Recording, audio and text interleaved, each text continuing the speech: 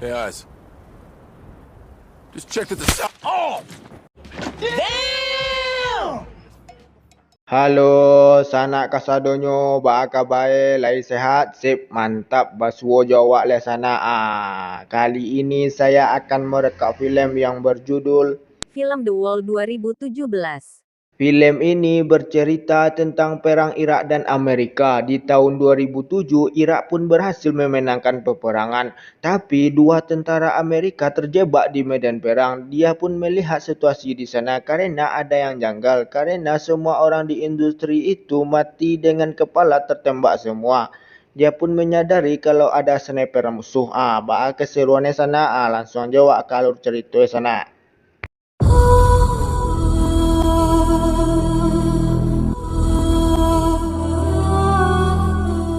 Film diawali dua orang tentara Amerika yang berada di atas bukit bernama Ishak dan Matthew. Dia masih di medan perang untuk melihat pasukan Irak. Mereka sudah berdiam selama 20 jam di sana. Karena sudah aman dan bosan juga, Matthew pun coba turun ke bukit itu buat periksa dengan Ishak memantaunya dari atas.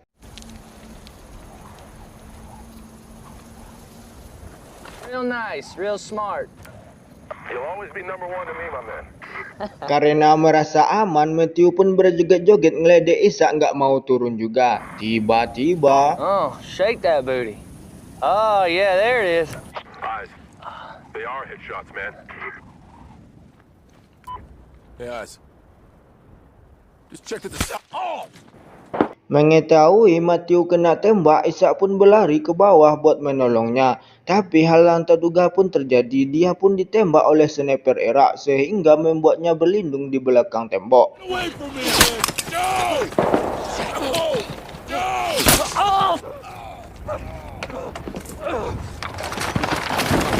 Setelah aman, dia pun mengobati kakinya dengan mengikatnya agar pendarahannya berhenti. Lalu dia coba hubungi markas seperti film kebanyakan. Kalau lagi genting kok selalu tidak bisa dihubungi bantuan ke sana. Itulah film sana. Karena radionya rusak habis ditembak oleh si sniper. Di sisi Matthew, dia pun sudah tidak kuat lagi sehingga membuat dia tidak akan sadarkan diri. Star Matthews, you fucking hear me? Ishak melubangi tembok untuk memasukkan teropong buat melihat si sniper. Lalu dia mengeluarkan peluru dari luka kakinya sehingga membuat dia merasakan sakit. Lalu dia pun pingsan.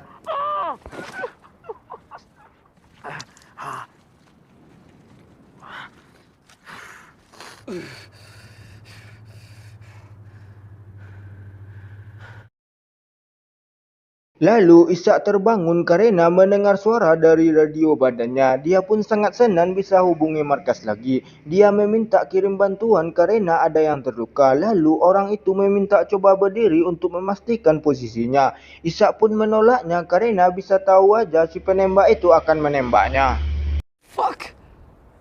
This ain't Ranger School. The fucking shooter will get a fucking lock on my Di position. sini Ishak mulai curiga karena orang itu salah menyebut pangkatnya sehingga Ishak pun menyadari kalau dia itu bukan orang dari Amerika. Ternyata dia adalah si sniper lagi mengintai Ishak. You fuck! Si sniper coba mengajak Ishak buat ngobrol dan berkenalan. Sambil ngobrol, Ishak pun melihat dengan teropongnya di mana posisi penembak itu. Dia pun sambil menghitung di mana jarak si penembak. Lalu dia melihat radio sama tentara yang sudah tewas. Ketika Ishak merangkak ke samping, si sniper suruh Ishak cerita kalau tidak mau dia akan tembak kepala Matthew. Sehingga Ishak pun mau menuruti perintahnya.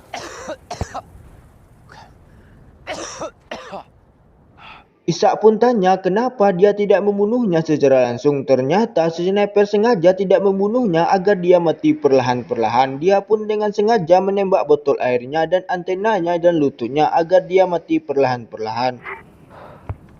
Oh, fucking way.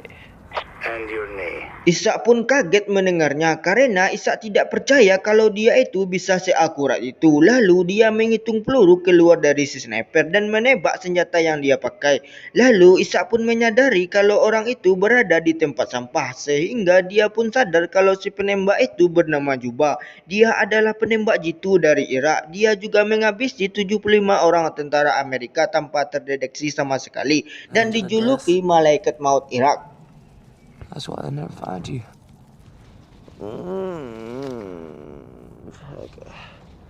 Di sini Ishak hampir putus asa karena lawannya adalah Juba. Dengan semangat prajurit, Ishak membuat orang-orangan untuk memastikan posisi Juba di tempat sampah itu. Sial, helmnya jatuh lo sana. Jadi kacau Ishak jadi sana. Lalu Ishak pun tertidur lagi.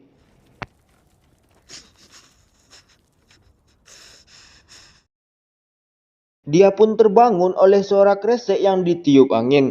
Dia pun berusaha berjalan ke tempat prajurit yang sudah tewas buat ambil radionya. Dia pun mengandalkan kabut yang dibawa angin.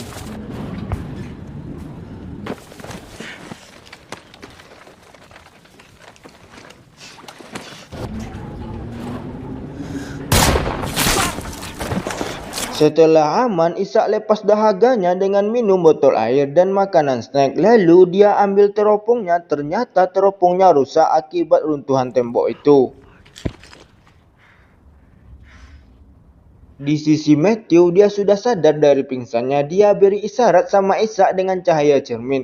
Ishak bilang dia berada di atas limbah. Ketika Matthew jangkau senjatanya, Ishak dengan sengaja memancing si Juba buat bicara. Ketika Matthew sudah dapat senjata, Ishak tidak sengaja bicara sambil mencet saluran suara sehingga Juba jadi curiga. What's going on? Ketika Matthew sudah siap di posisi, dia menembak ke arah limbah. Tiba-tiba Juba membalasnya sehingga tangan Matthew pun kena tembak. Lalu dia pun merangkak ke tempat Ishak. Tahu je lah apa yang terjadi kan, siap merangkak tu. Reach for me! Reach for me!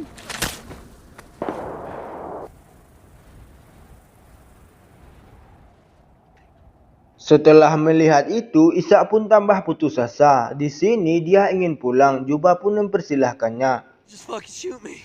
No, I won't. Yes, you fucking will. Dengan semangat yang ada, Ishak coba hubungi markas lagi dengan mengganti kabel yang rusak sama radionya. Nasib baik markas bisa dihubungi, tapi Juba telah mengikutnya dengan menyuruh buat jemput dia ke lokasi. Sehingga Ishak mengira kalau rencana ini dilakukan terus-menerus untuk membunuh tentara Amerika. Sehingga Ishak pun ketiduran. Fuck you. Lalu dia terbangun dengan burung gagak menggigit lukanya. Lalu dia mengambil senjata Matthew pakai kayu. Setelah dapat, dia meletakkan senjatanya di tanah dengan arah ke limbah. Lalu dia merobohkan temboknya yang ada di depannya.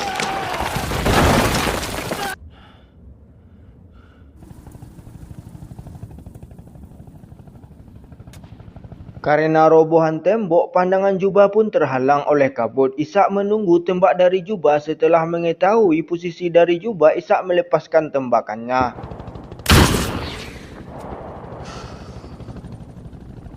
Karena tidak ada balasan lagi, Ishak mengira sudah mengenai Juba. Dia berdiri dengan keadaan senang pas bantuan datang juga. Ishak bilang musuh ada di limbah ujung, tapi mereka tidak mendengarnya karena suara heli terlalu kencang.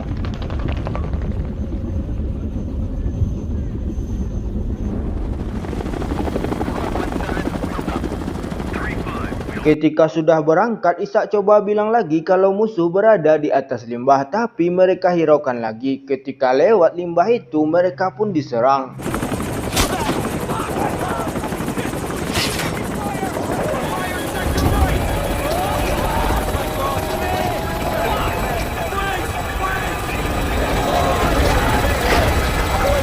Di akhir filem, Juba pun membajak komunikasi heli lagi. Selesai filem yang sana. This is Bulldog 17. Reading Bah filmnya sana lain mantap sana, walaupun aktornya berdua dan tempatnya itu aja, tapi tetap enak lah dilihat dan dinonton sana. Mode itulah sana, walaupun low budget ke sana tapi untungnya sangat besar sana. Oke, tunggu video selanjutnya sana. Terima kasih banyak Kasado sana.